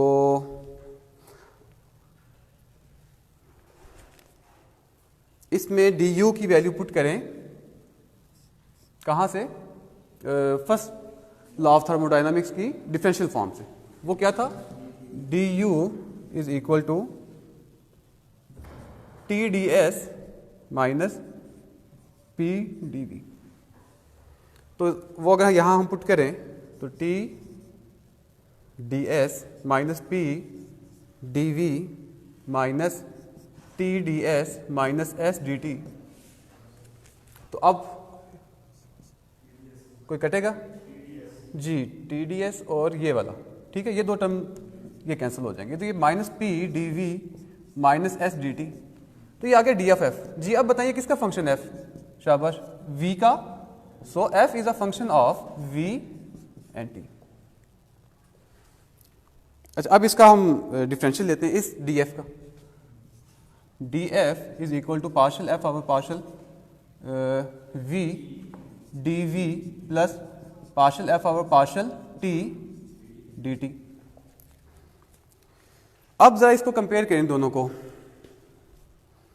दोनों इक्वेशंस को। एक तो ये वाली इक्वेशन है और इसको कंपेयर हमने करना है इसके साथ।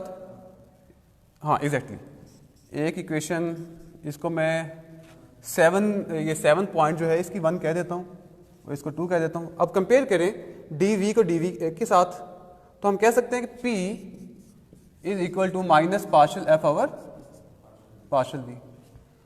और इसी तरह S को S is equal to minus partial F over partial T. तो अब ये S जो है, S को भी हमने, अब यहाँ पे हमारा पोटेंशियल, इनको हम जो है थर्मोडायनामिक पोटेंशियल कहते हैं। These are called thermodynamic potentials. Okay, अच्छा, अब इसी तरह अभी सिर्फ मैंने हेल्महोल्ट्ज़ यूज किया है। अब इसी तरह आप गिब्स इसका यूज करें, इसका B part, Gibbs free energy. तो गिब्स फ्री एनर्जी जो है इसका H minus T S, H को पुट करें, ये है U plus P V minus T S, ठीक है। अब इसका डिफरेंशियल लें आप, ये G निकल आया। अब ये आप थोड़ी सी प्रैक्टिस करें इसको, इसका डी जी निकाल लें जो अभी निकलता है, और उसके बाद जो इसका फंक्शन निकलता है वो D G is equal to V D P minus S D T निकलता है। तो इसका मतलब है कि यहाँ G जो है is a function of P and T। तो इसका फिर वही डिफरेंशियल लें, D G is equal to partial G over partial P D P plus partial G over partial T D T, ठीक है। अब इसको फिर इसके साथ कंपेयर करें और यहाँ से जो रिजल्ट है वो मैं आपके सामने लिख रहा हूँ। वो रिजल्ट ये है कि V equals to partial G over partial P and S equals to partial G over partial T, and these are called thermodynamic potentials. अच्छा, इसी तरह इंथाल्पी का भी मैं निकाल रहा हूँ, इसी पैटर्न को इस्तेमाल करते हैं। जी बी सी मैं दोबारा यहाँ कर रहा हूँ। ये है इंथाल्पी। इंथाल्पी के केस में H equals to U plus P V, इसका डिफरेंशियल लें, पहले U को पुट कर लें, इसका D H is equal to D you plus P D V plus V D P, और यहाँ पे डी यू को पुट करें, ठीक है। डी यू की वैल्यू वही वाली पुट करें जो हमने यहाँ वाली निकाली थी, और इसको पुट करके हमारे पास जो इसका फंक्शन निकलता है, मैं अब डायरेक्ट लिख रहा हूँ, H is a function of entropy and pressure. ठीक है, अब फिर इसका डिफरेंशियल लें, D H is equal to partial H over partial S D S plus partial H over partial P D P, और इसको इस वाली जहाँ से ये निकला है उसके साथ कंपेयर करें और रिजल्ट निकालें। जो रिजल्ट है वो ये है कि T is equal to partial H over partial S और V equal to partial H over partial P. So these are called thermodynamic potentials, these are called thermodynamic potentials. और इसी तरह आप इसको इंटरनल एनर्जी के लिए निकाल सकते हैं।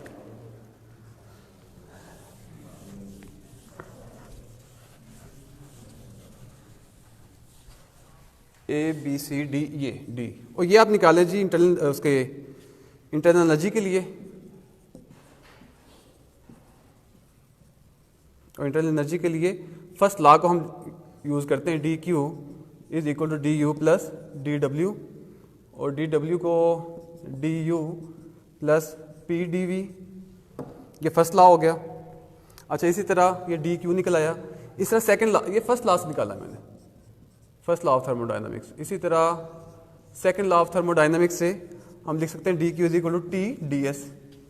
ठीक है, तो यहाँ से हम इसको लिखें अगर डी यू को, that is T D S minus P D V, तो यहाँ से पता चला कि U which is internal energy, it is a function of S and V। अब फिर इसका डिफरेंशियल लें, D U partial U over partial S D S plus partial U over partial V D V. इसको फिर इसके साथ compare करें, किसके साथ, इसके साथ, यानी इसको इक्वेशन नंबर कह दें, कौन सी इक्वेशन चल रही है, चलें इसको 3 और इसको इक्वेशन नंबर 4। तो 3 और 4 को कंपेयर करके हम यहाँ से जो रिजल्ट निकालते हैं वो हैं T is equal to partial U over partial S और P is equal to minus partial U over partial V, and these are called thermodynamic potentials.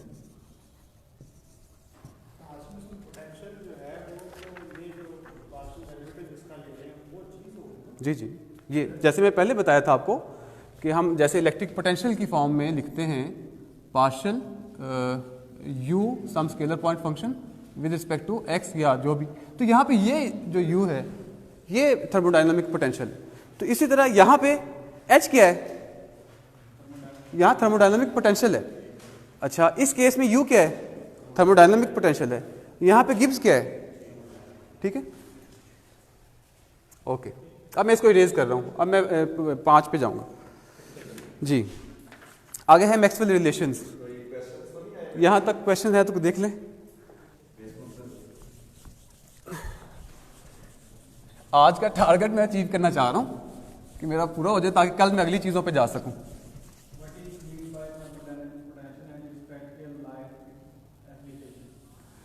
Applications, इस पे फिर देखते हैं, इसको एप्लीकेशन भी देखनी पड़ेगी इसकी।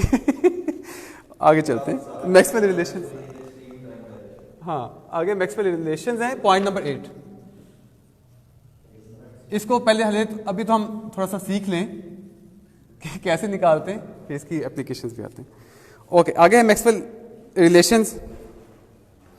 तो ये अभी हो जाएंगे, मतलब इसका इंटरनल एनर्जी को लें जी, D U is equal to T D S minus P D V. अच्छा, अब ले लें हेल्महोल्ट्ज को, हेल्महोल्ट्ज की differential form, minus P D V minus S D T.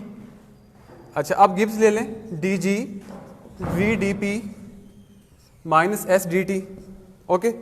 और अच्छा, अब रह गया हमारा Helmholtz, enthalpy H, D H equals to T D S plus V D P, okay, ठीक है जी। अच्छा, अब हमने क्या करना है कि हमने मैक्सवेल रिलेशंस निकालने हैं।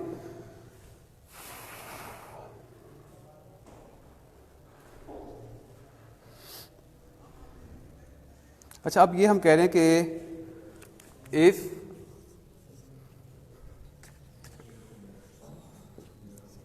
डी यू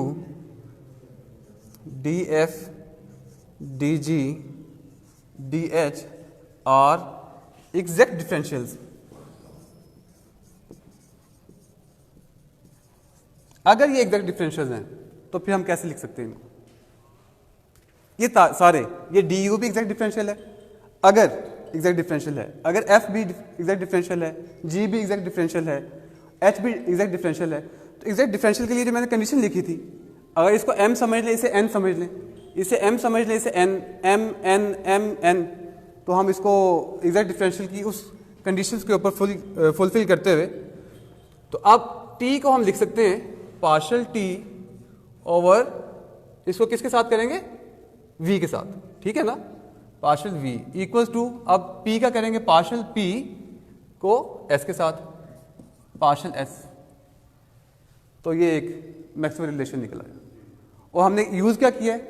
वही जो पिछली हम डेफिनेशन कर रहे थे, एम वाली, एम और एन वाली, मैं अब नहीं लिख रहा हूं। इसी तरह यहां से निकालें जी, पी को क्या लिखें?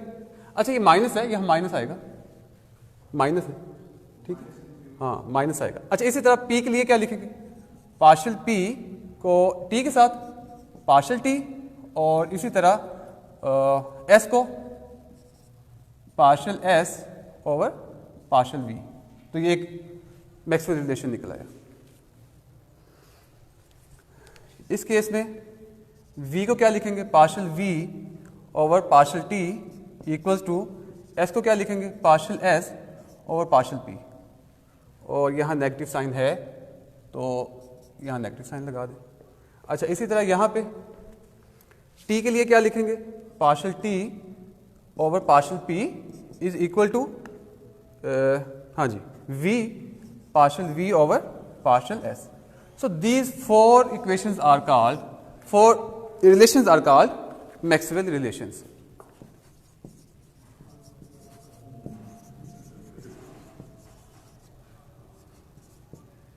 चलिए, अच्छा जी आगे क्या है?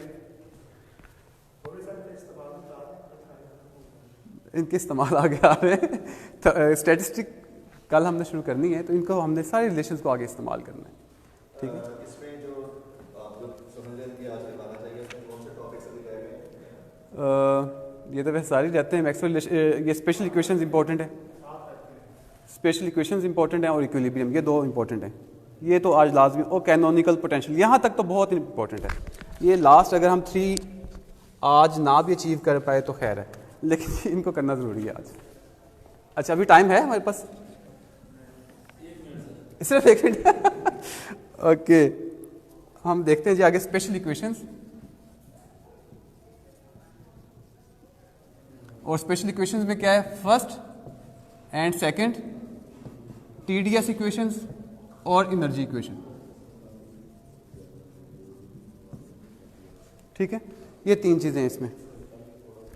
तो सबसे पहले इसको करते हैं जी, ये स्पेशल फंक्शंस का उधर क्या है, point number 9।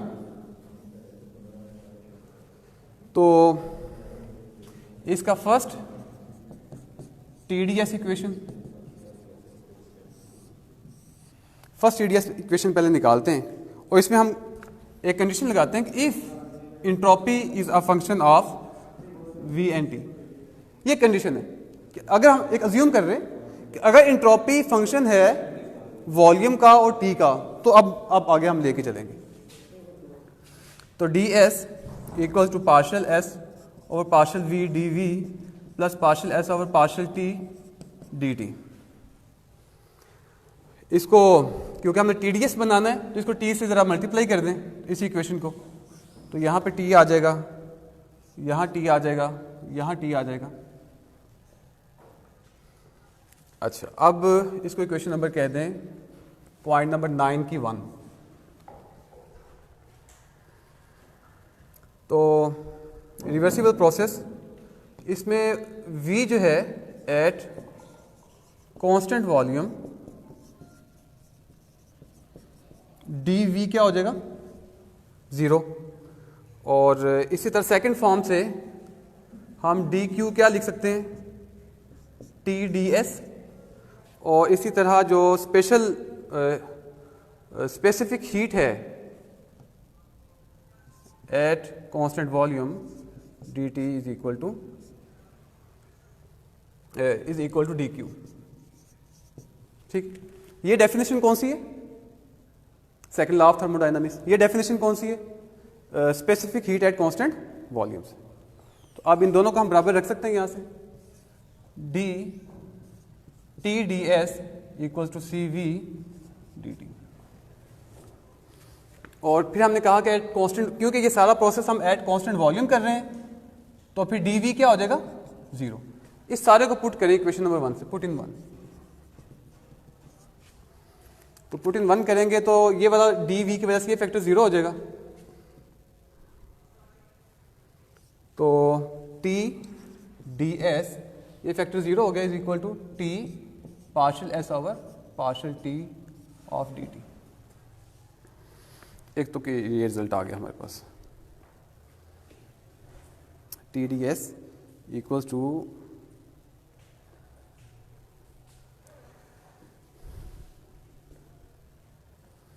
T D S equals to C V D V. ये वाला रिजल्ट इन दोनों को बराबर रखा है, वहाँ से ये निकल आया।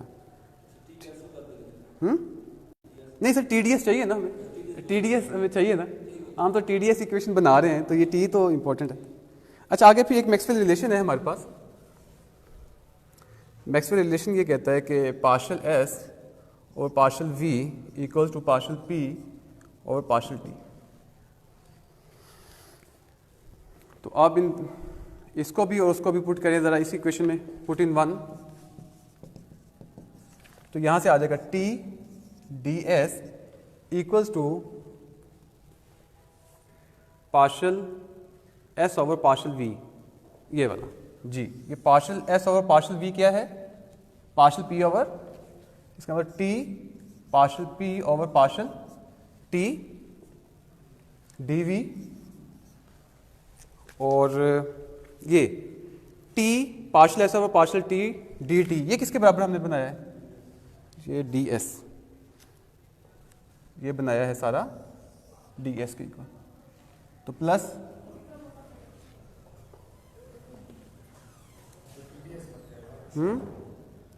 नहीं, इसका टी डी एस, अच्छा चलें टी डी एस, और टी डी एस को हमने फिर किसके बराबर लिखा है? इसको इस फॉर्म में लेके, अच्छा इसको दोबारा इसमें पुट करें, ठीक है। T partial P over partial T D V plus ये बराबर है T D S C V D T, C V D T.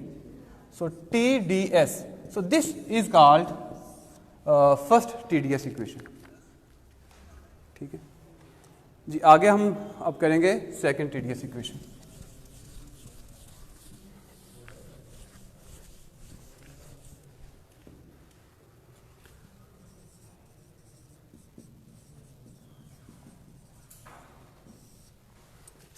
First T D S equation के बाद second T D S equation, इसी pattern को follow करेंगे। अब हम यहाँ हमने कहा था कि इंट्रोपी जो है फंक्शन है वी और टी का, तो यहाँ हम कहते हैं कि entropy is a function of P and T, ठीक है। तो इसका डिफरेंशियल लें, D S is equal to partial S over partial P D P plus partial S over partial T D T. और इसको भी हमने टी डी एस बनाना, तो इस सारी इक्वेशन को टी से मल्टीप्लाई करें, टी से मल्टीप्लाई किया तो यहाँ टी डी एस इक्वेशन बन गई। इसको इक्वेशन नंबर 8 9 की चल रही है, 1 और 2, चलिए इसको मैं 3 इक्वेशन कहता हूँ।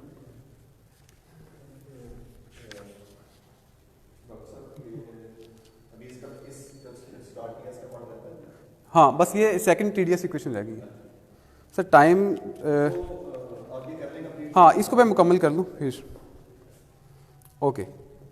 इसी तरह हम सेकंड लॉ की जो डेफिनेशन है टी डी एस, और इसी तरह D Q C P D T. हाँ जी, ये प्रेशर, इस वाली में हमने कांस्टेंट प्रेशर लिया है, कांस्टेंट प्रेशर, और यहाँ पे कांस्टेंट वॉल्यूम और कांस्टेंट प्रेशर। तो इन दोनों को कंपेयर करें तो T D S is equal to C P D T.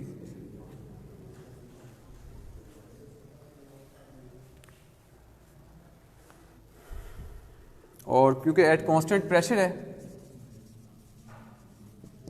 Constant pressure, इसलिए डी पी जो है that would be equal to 0।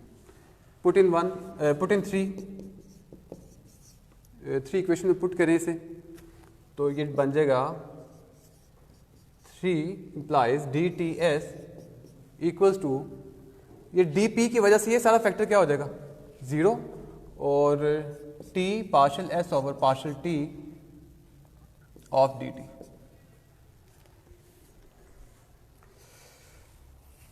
Okay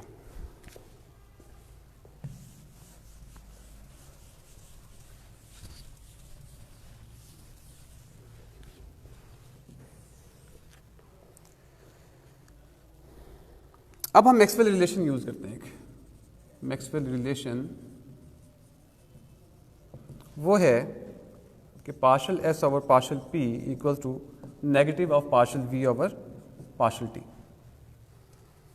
तो इसको पुट करें,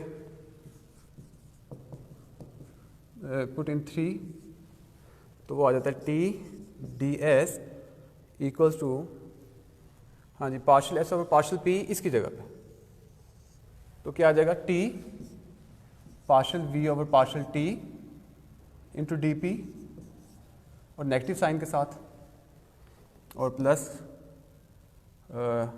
T partial S over partial T D T. T partial S over, ये हमने equation, ये जो लिखा है टी पार्शल एस ओवर, इसकी जगह पे हम क्या लिख सकते हैं टी टी एस, नहीं ठीक है ओके, इसको सी वी की फॉर्म में कहाँ लिख सकते हैं, सी पी की फॉर्म में। ओके तो ये बन जाएगा सी पी। अच्छा, यहाँ से सी पी की अगर हम डेफिनेशन निकालें तो C P D T equals to T partial S over partial T into D T.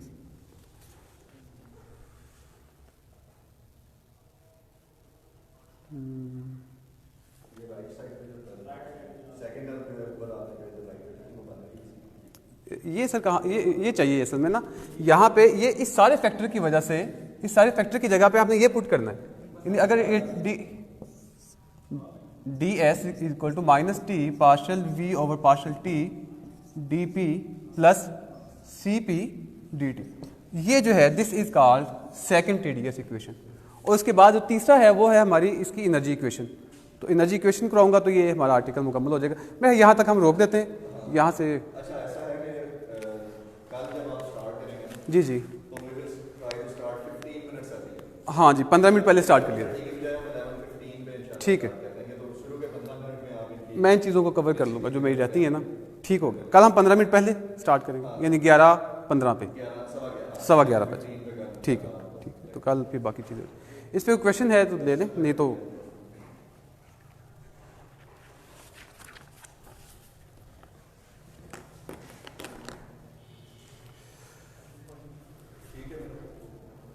ठीक है, क्लोज। कोई सवाल? जी थर्मोडायनामिक पोटेंशियल्स वही हैं जो हमारी जो इलेक्ट्रिक फील्ड और जो पोटेंशियल के दरमियान रिलेशंस के साथ एनालॉजी रखते हैं, यानी E is equal to minus gradient of U, that is minus partial U over partial X, 1D का केस ले लिया जाए, यानी इस तरह का, ये X है 1D केस। तो जो भी यहाँ पे इस जगह पे अपीयर क्वांटिटी होगी वो थर्मोडायनामिक पोटेंशियल कहलाएगी इस एनालॉजी के साथ। वो हमने देखे हैं कई, उस एनालॉजी को देखा जाए तो गिब्स भी थर्मोडायनामिक पोटेंशियल बनता है, इंथाल्पी भी बनती है, थर्मोडायनामिक पोटेंशियल बनती है, हेल्महोल्ट्ज़ भी बनती है और इंटरनल एनर्जी भी बनती है। ये चार जो हैं थर्मोडायनामिक पोटेंशियल्स बनते हैं, ये साबित किया है हमने भी, ठीक है।